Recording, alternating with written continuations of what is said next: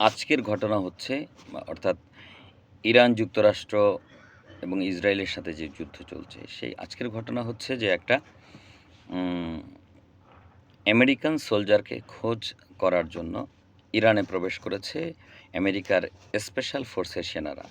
মূল ঘটনা হচ্ছে ইরানে একটা ড্রোন ভূপাতিত হয়েছে বা যুদ্ধবিমান ভূপাতিত করেছে ইরানের সৈন্যরা, কিন্তু এই ক্ষেত্রে সেই যুদ্ধ বিমানে তাদের দুজন ক্রু ছিল।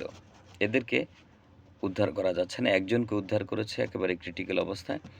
আরেকজনের খোঁজ নেয়ার জন্য বা আরেকজন কোথায় আছে তাকে খুঁজে বের করার জন্যই যুক্তরাষ্ট্রের এই স্পেশাল ফোর্সের সেনারা ইরানে এক ধরনের অভিযানে নেমেছে বা ইরানে তারা তাকে খুঁজে বের করার চেষ্টা করছে।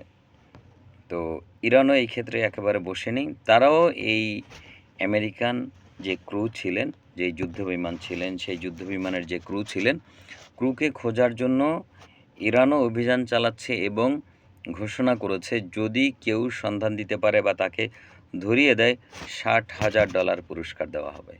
অর্থাৎ ইরান ছাড় দিচ্ছে না, ইরান লড়াই করে যাচ্ছে এবং বলতে গেলে যুক্তরাষ্ট্র যদি ইরানে সত্যিকার অর্থেই স্থল অভিযান চালায় তাহলে ইরান বসে থাকবে না।